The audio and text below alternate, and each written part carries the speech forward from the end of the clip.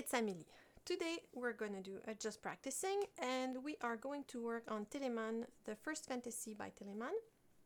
And so just before we start, we have a little favor to ask you.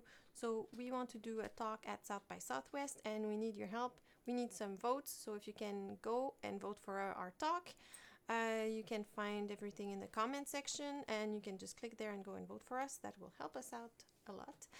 And also, if you're interested, very soon we'll have the VidCon, and I think it's open now for people who want to subscribe and be part of it. So VidCon, not VidCon. Did I say VidCon? Yeah. I'm so sorry, I meant FluteCon.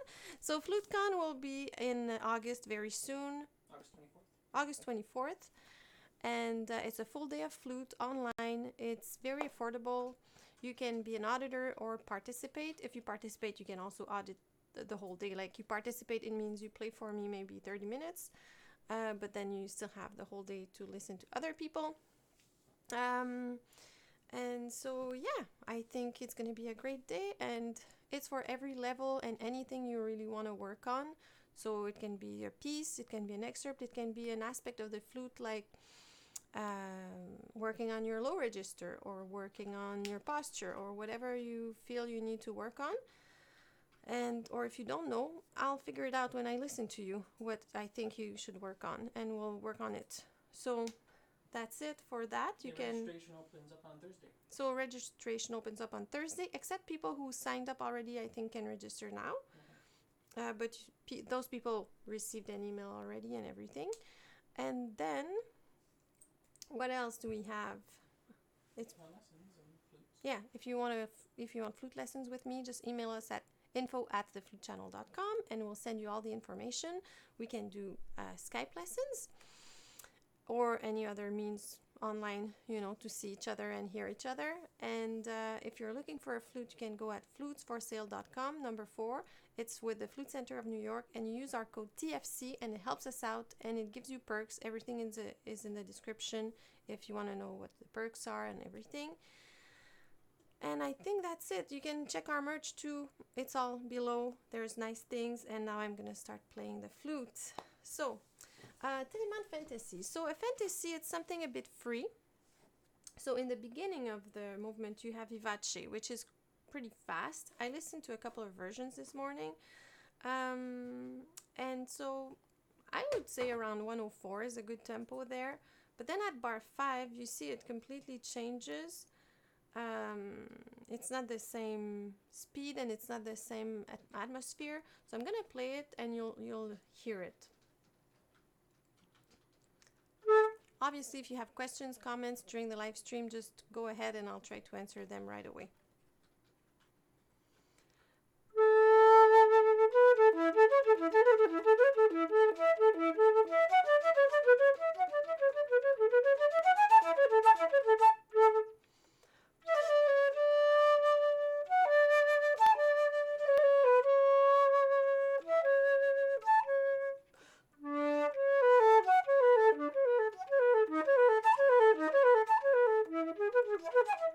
So you hear that, I still have to work on it, but you hear that there's a change in the atmosphere around 5. So most people who play it go from 104 to maybe 69 there. So at the beginning you would be, but it's not a metronomic piece. You can practice it with metronome, but then after a while, once you know your thing, you can get a bit away from it, So the beginning could go like this.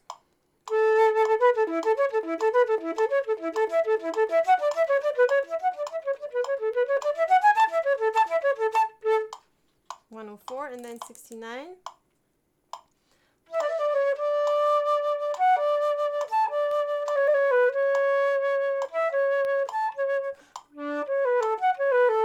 But then you have to accelerate and go back to 104 until 11, and that would be like the first part of the piece. Okay, now let's talk about articulations. So for me in the first part, because composers didn't write articulations much back then in the Baroque period, but you can choose some. Sometimes what I try to do is group things that are closer, like let's say a D and a C. They're close notes, you know, they're neighbors. So I tend to choose to slur more these notes than when there's a jump.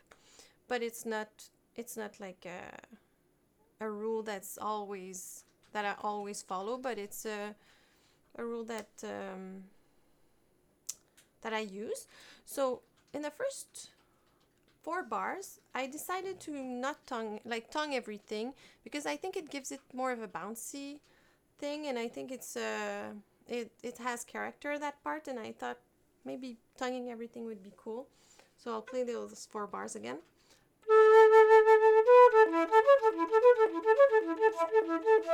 Wait. Okay. And you see here at bar 2, 3rd and 4th beat, and then 1st and 2nd beat of bar 3. It's the same thing, so I'm gonna play it piano, like an echo of that. So first 2 bars I play loud, and then 3rd bar I go soft, and then on the 3rd and 4th beat of that 3rd bar I do a crescendo, and I finish that 4th bar forte, and I'm kind of accelerating through it. So I'll start again.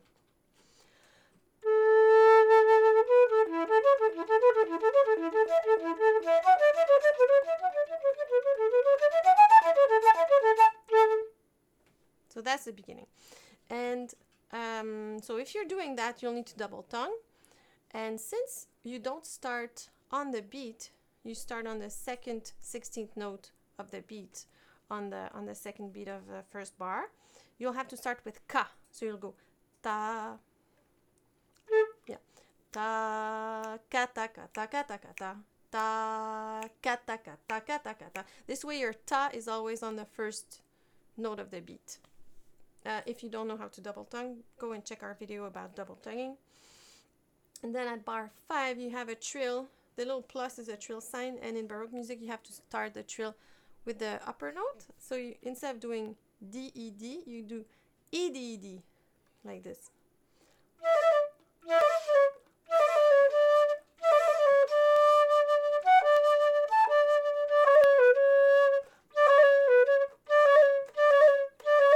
Yeah. And here, since you have a trill like that, and then you do D, C sharp, D, instead of doing the C sharp with your pinky, you can just do D and keep the 3 fingers here on the right hand. That's a C sharp as well. So you see, that's C sharp, and that's C sharp. It's even a bit lower this way, which is good.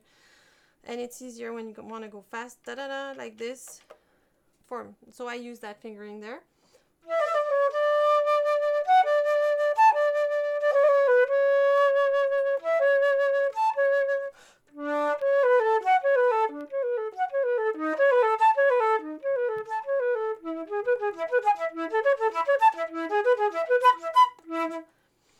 So I'm way slower at 5, as I said before, and then I take a breath. Okay, so I decided to slur like this, tia ta ta ta.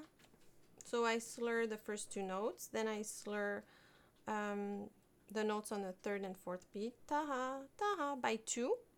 The same thing on the 5th bar, and then I slur for bar 7, 8. What I do is I do 1 detached, 3 slurred, ta ta ta ta ta ta ta ta ta ta ta ta ta ta ta ta, and then I tongue everything until the end of that phrase at bar 10. So 9 and 10 I just tongue everything. And here I still do the same thing with the echo. So let's say at bar 7 I go loud. First half of the bar is loud, and then second half of the bar is soft. And same thing the next bar.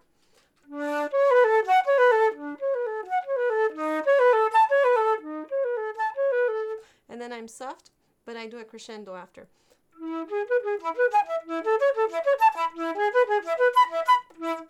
Okay, that's my choice. You can choose something else. I'm just giving you what I chose. You can listen to different versions. You can just go with your own creativity, but I think listening to versions sometimes can boost our creativity, give us ideas, and we can take some ideas from one and another from another one, and then we take our flute and we have a new idea that comes from ourselves, and it's all good, you know. Okay, so now at bar 11, it's short notes, those little drops, you know, they're kind of staccatos, kind of the same thing. So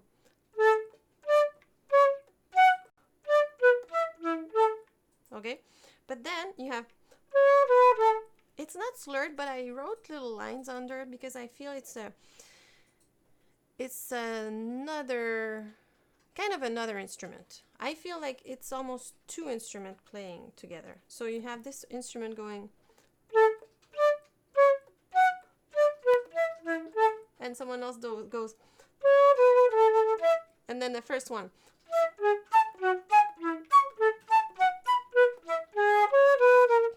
But here, even you have two here at bar 13. And the other one.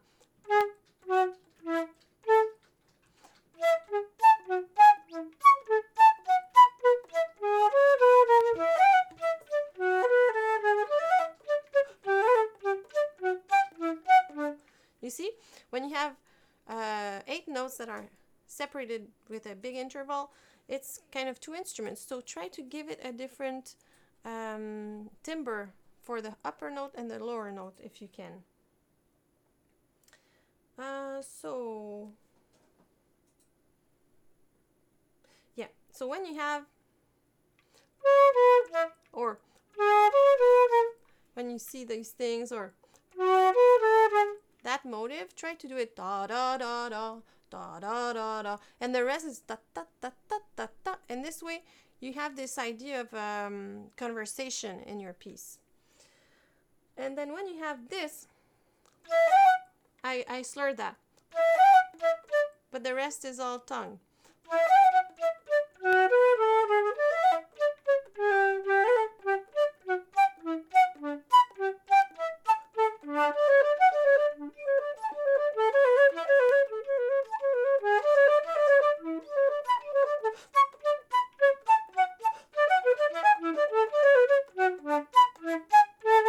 So now I am at 116. And you see that I've done the same thing again with the echo. So if you check at bar 18, the second half, I'm loud, and then soft, loud, soft at 20. I'm at 21.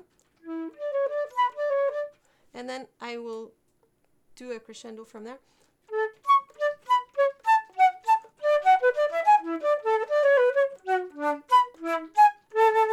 And that's where this phrase ends, at 16. At one,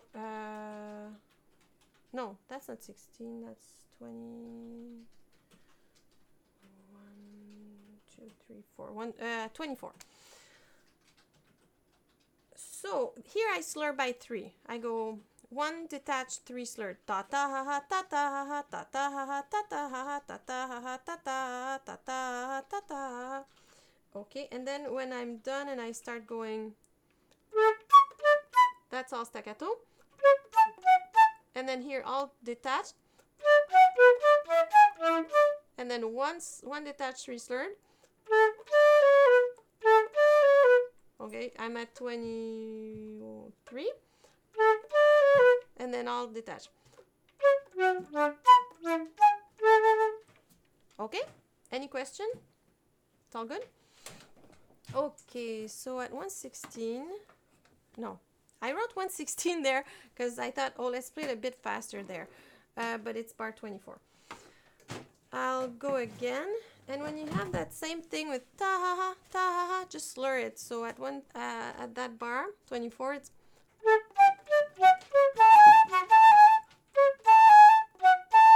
you hear it. So there.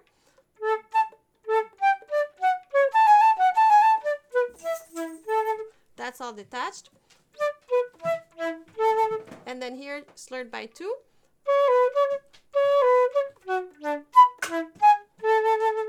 Okay, so that's all loud and comfortable, that part. So I'll go from 24.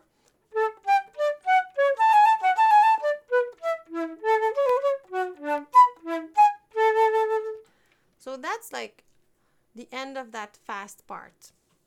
And then we go at, it's written Adagio Allegro.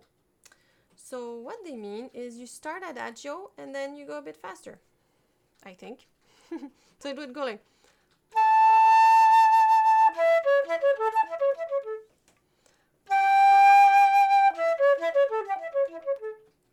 like that, okay? So very long. I could even do it longer, that note.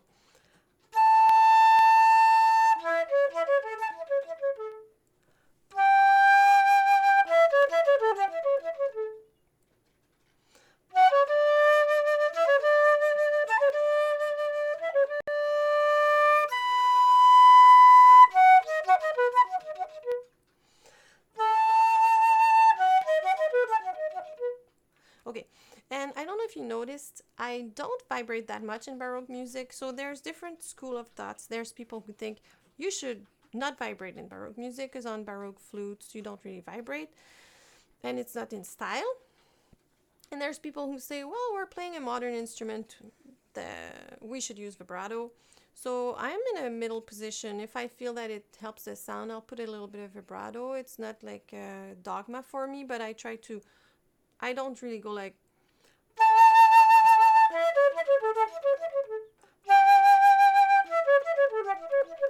And with a Baroque flute, they would do something a bit more like. They do like.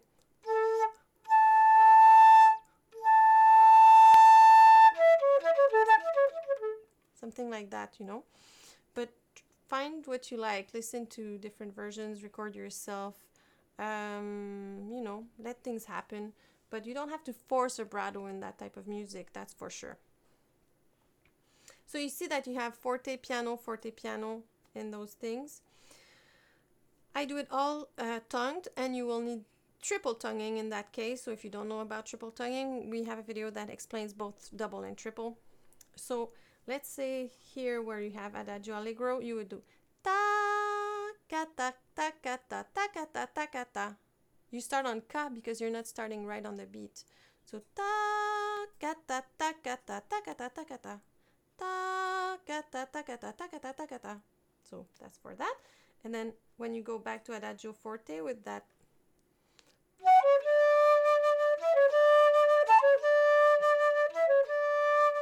I do 2 slurred, 1 detached by itself in that group of 3 notes per beat, like ta ta ta ta ta ta ta ta, and then it's pretty much always that same type of thing going on. So I'll go from the first Adagio Allegro.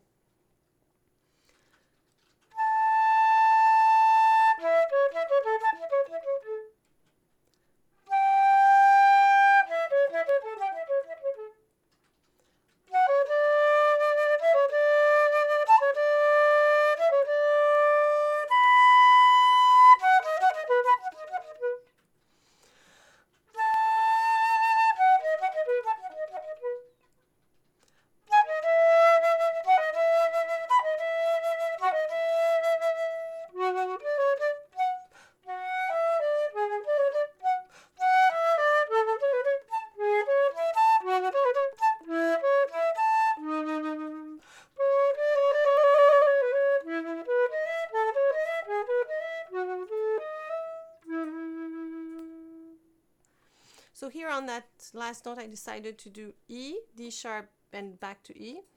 You're allowed to add little things because it's a fantasy and it's Baroque and it's in style to do so.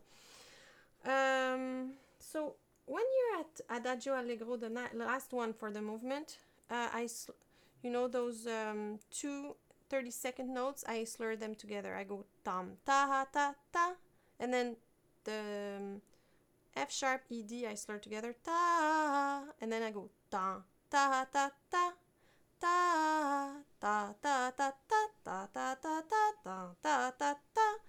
Okay. Then detached, and then 35, second half of the bar, I go, no, let's say 35. So that's slurred. And then detached, and slurred by 3. Detached, slurred by 3, and so on. Or as you wish. So I hope that's clear. So it's in A major. Maybe you can practice your A major scale and A major arpeggio, or you'll learn it while playing that, you know. And even when you get that, that's A major arpeggio, but then you start on the 7th here. So if you go, you do a major 7th arpeggio, you do that. And then you have the B major arpeggio, you know. So yeah, as I always say, start slowly, increase the tempo, do rhythms, group notes, try to see the motives that are in there that repeat, and also yeah, you know, some things are coming back, some things, oh, that's an arpeggio, that's the same notes in a different order. And if you see those patterns, then it's way less work to learn. So I hope that's helpful. I'm going to do the second movement now, I think. Is that okay? Yeah? Okay. So just to finish, in the first movement, you know, you can go from, when it's fast, between 104 and 120, I would say. And when it's slow, I would say between 60 and 69. Can be a bit more around 50 on certain notes, but that's a big picture type of thing. In this movement, it's more like a minuet, that allegro, because it's in 3/8. It's da da da pa pa pa pa da da da dum, 1 2 3 1 2 3. Really have to feel that dense thing, and I would say around 60, well, around 160 per 8 note there, like.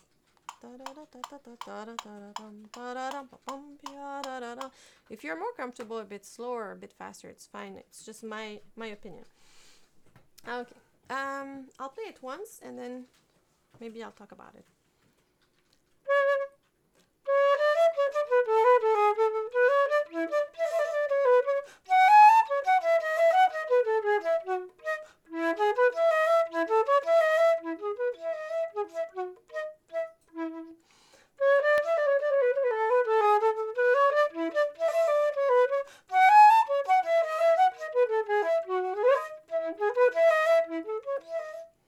Okay, it's giving its room.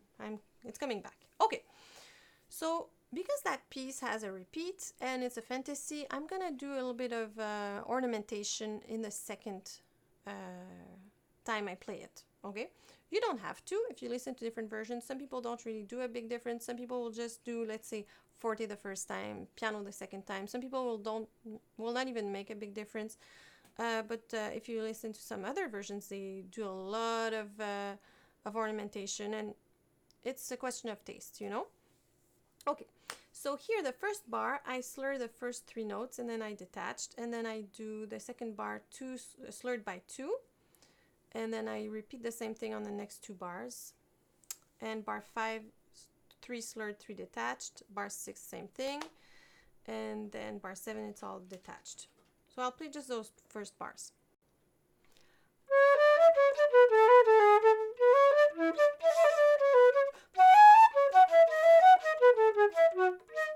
Okay, the trill here.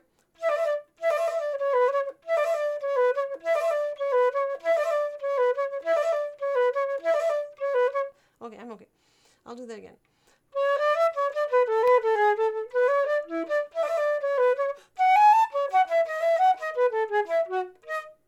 And then I'll take a little breath there.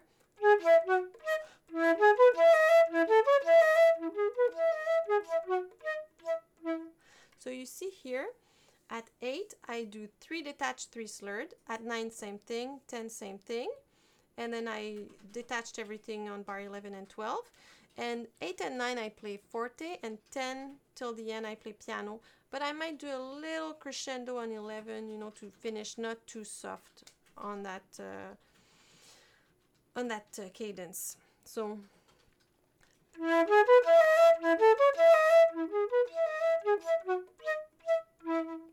And then I'll do the repeat.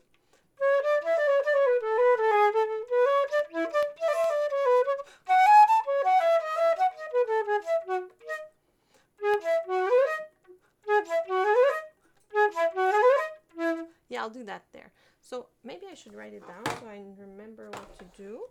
No, it's okay. Okay, I'll remember it. But I would say write it down at home. It will take less time just because I didn't take a pencil with me. Oh yeah, I have one. So I go ta ta ta ta ta ta ta. I just put a note in between, you know. So I go E D C D C B.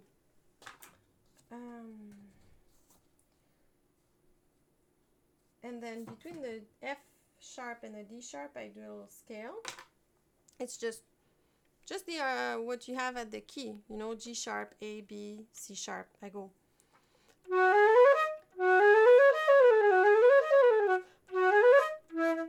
Okay, so then.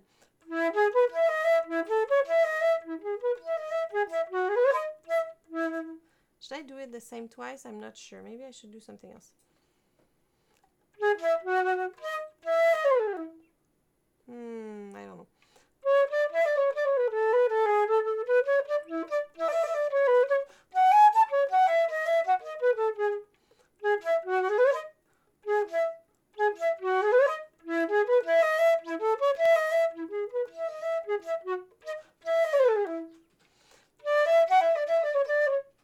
Okay, I'm not sure. Maybe I should do that. It's kind of cool.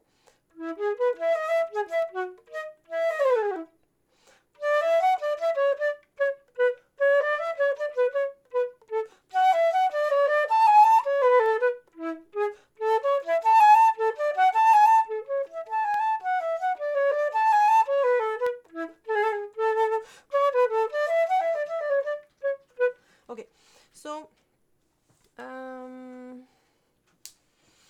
after that bar, that repeat, I do 3 slurred, 3 detached, and then at 15, same thing, 3 slurred, 3 detached, and then at 17, slurred by 3. 3 slurred, 3 slurred, 18, 3 slurred, 3 slurred, then 20, I do 3 detached, 3 slurred, 21, 3 detached, 3 slurred, 22, same thing, and then I do slurred by 3, like 3 slurred for 23 and 24, and then the end is just detached normally. And at 20 I do forte, and at 22 I do like an echo, softer, and at the end of 23 I start a crescendo to finish that forte. So, and as I said before, it's just my idea, you can do something else. So I'll do that again.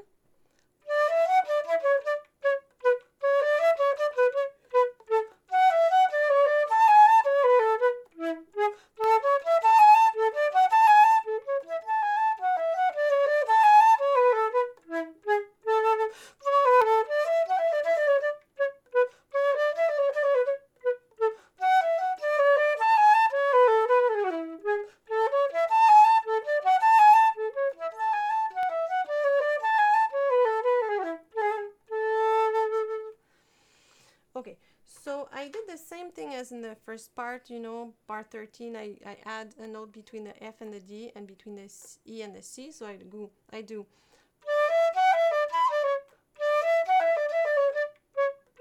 and then 15, and then, oh, that would be nice.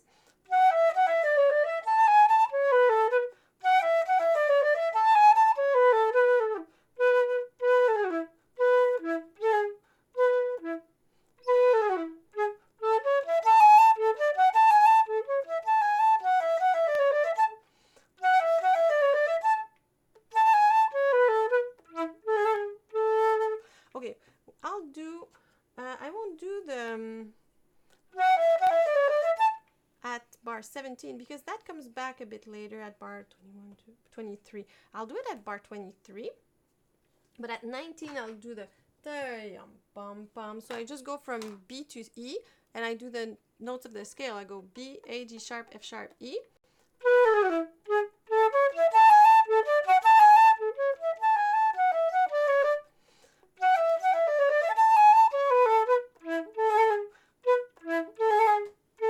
And I add a trill at 25 on that G sharp. Da, da, da, da, da, da, da, da. So I do F, E, D, C, D, E, and then I do the same things. So at 23, I do F, E, D, C, D, E, C, D, E. And then I transform these in triplets, of course, you know. So I go 1, 2, 1, 2, 3, 1, 2, 3, 1, instead of 1, 2, 1, 2, 1, 2, 1, 2, 1, 2, 1, 2, 1, 2, 3, 1, 2, 3. And it's always the same when I add that note, I transform that little group in a triplet. Maybe I'll do that again.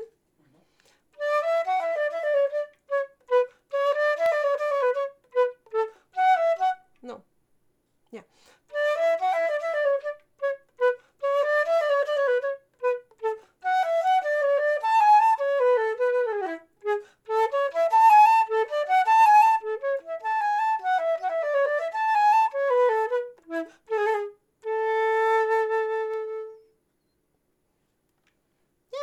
So that's it.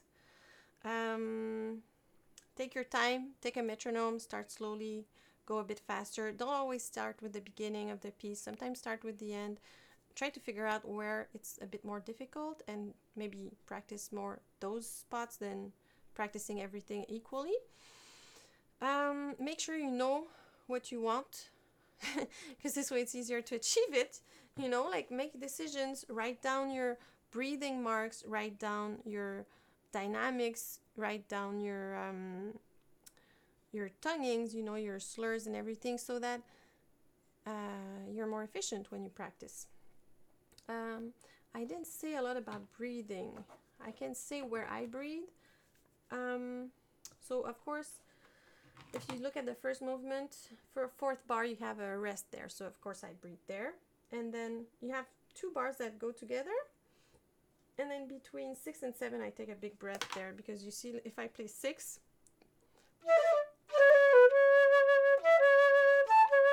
and then I take one here.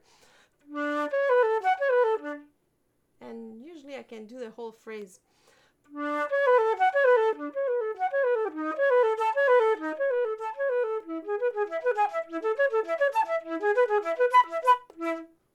I don't need to breathe. If you need to breathe, maybe.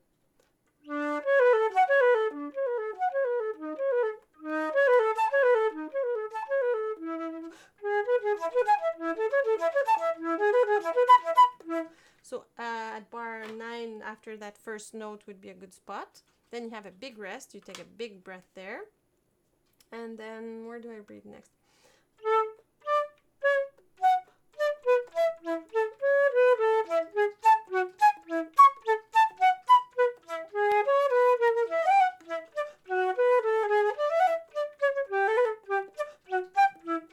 Okay, so it's a good spot to breathe just before those ta ta ta ta or ta ta ta.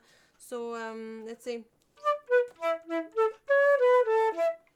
So when you have those 3 notes that go together at the end of the bar, just before those 3 notes, let's say at bar 14 you have that, and 15, those are all good spots. Or when you do.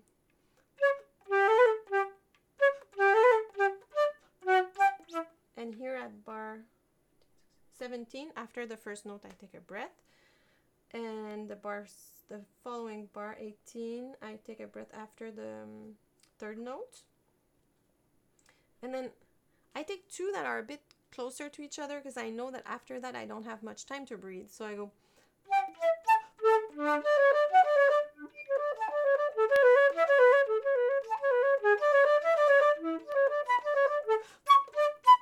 So after that low A, bar 21, after the note on the 3rd beat, I take a breath, and then I take another breath between the 2nd and 4th beat on 22nd.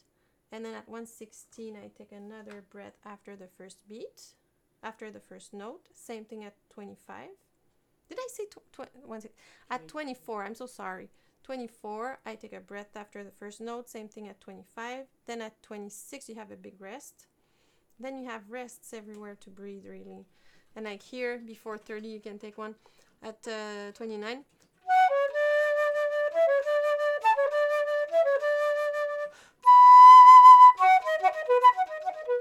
You know, and then you have rests everywhere to take breaths.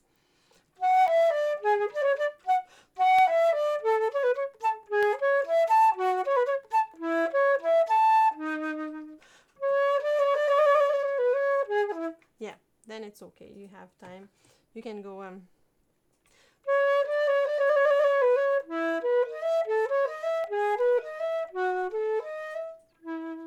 if you really have to, you could breathe like in a group of 4. You breathe after the first one and you'll be fine. Then in the second movement, I breathe between bars 4 and 5, and then I breathe again between bars 7 and 8, and then there's a rest at the end of that. And then I think I take another one between 19 and 20, and I think that's it.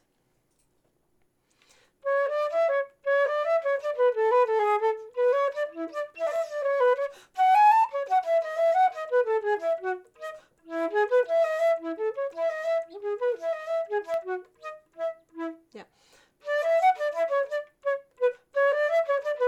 Here you could take one after 14, between 14 and 15, and same thing here in the beginning between the bar 2 and 3, you could do it too. It's a good spot. Another one here after the A. And here before 20.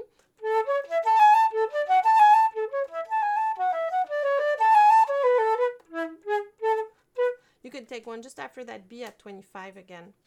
Or after any note, because they're all short.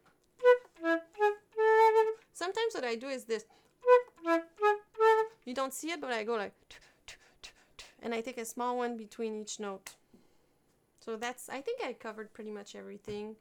Dynamics, breaths, and slurs, and yeah, it's very expressive. Have fun, invent a story, take your time, and yeah. I hope you like that piece. I think they're all very beautiful, those fantasies. And what's nice about them is that they're a good level, but like it's accessible for a lot of people to play. And if you're higher level flutist, maybe you'll do it a bit differently than someone who's more beginner, but you can still, like at an intermediate level, you can still play that piece very well and have fun. And it doesn't matter if you play a bit slower in the fast parts, you know, as long as musically it flows, it's gonna be nice, you know. And it's more important to feel that the rhythm is, the feeling of rhythm is there in the music than the actual speed sometimes. So is there any question, comment? Not about the piece, but there's some comments. Like Amir says, I noticed that when I played that piece, I played it completely differently from you. It's really amazing how many interpretations you can have for this piece. Oh yeah. Yeah, so someone's saying, Amir is saying that you can have very different interpretations for that piece, and yeah, so I'm playing it very differently from him. And yeah, you know, that's just my way of seeing it, but it's, in Baroque music, you have a lot of freedom. You have a lot of place for there's a lot of place for the musician, the instrumentalist to express their own way of seeing it. It's a bit like jazz in a way. Yeah. Mary Oriana wants to know, it's about chaminade actually. How do you get rid of a note that you accidentally add in the chaminade in the second chromatic bar from F sharp to C sharp, then to G sharp? I add in a B in between the C sharp and the G sharp. So I guess it's like flubs in between those notes, you know? Maybe practice it slowly. So someone's asking how to get rid of a note that you add. I would say practice it slowly and be careful of what fingers you're moving. There might be a finger you're moving too fast or too slow. Usually it's easier to close your hand than to release your hand. Because, when you have a baby, you put your finger and they grab. So that's a reflex. We grab, and so that's more natural to grab than to release. So if you have notes that have fingers going up and fingers going down and it's difficult, try to put your attention on the fingers going up, because it's tough to put your attention on two things at once. But the fingers going down will be fine. They'll take care of themselves. Focus on the fingers going up. Usually it works. So, and maybe just reprogram your brain for that whole scale, re-practice it slowly and practice it going up and down and up and down, you can do it as an exercise every day, put your I don't know, your phone, put a timer for 1 minute or 2 minutes, choose 1 or 2 minutes, not more than that, and practice it slowly and fast, different speeds, just as a scale going up and down. And I'm sure in a week, if you focus on the fingers going up in that little spot and you practice it that way, it should be taken care of. I think that's it. That's it for today? Yeah, no questions. Okay. Well, I hope you liked it. I hope this was helpful. So I just reiterate, if you want to vote for us, we would really appreciate it. It's for the South by Southwest. We want to present a conference there. And so go in the comment section and you can click the link and go and vote for us so we can have more chance of participating in that very cool event. And also, if you want to be part of the FluteCon on the 24th of August, it's a full day of flute online. It's affordable. It's nice. It's going to be, a safe place. Something very cool for everyone to share and learn. And there's registration opens on Thursday. And some people already received an email because they had signed in earlier. So register for that. It's going to be very cool.